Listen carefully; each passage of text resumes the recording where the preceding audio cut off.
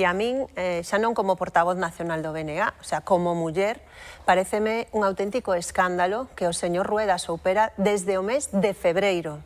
que o señor Villares, o conselleiro do Mar, estaba denunciado por algo tan grave como unha agresión sexual e que o único que fixera fora encubrilo durante todos estos meses e, evidentemente, permitirlle seguir no seu cargo. Pasado venres vimos un acto grotesco na sede oficial da Xunta de Galiza onde este conselleiro, que ten unha denuncia por unha agresión sexual, foi despedido entre abrazos e aplausos polo seu goberno, que lle permitiu utilizar a sede da Xunta de Galiza para proclamar a súa inocencia. E, evidentemente, hai unha parte que é o proceso xudicial, pero hai outra parte que é a xestión e a responsabilidade política. E é gravísimo que o goberno do Partido Popular, que ten que amparar e protexer as víctimas que denuncian violencia machista, se puxera do lado do agresor.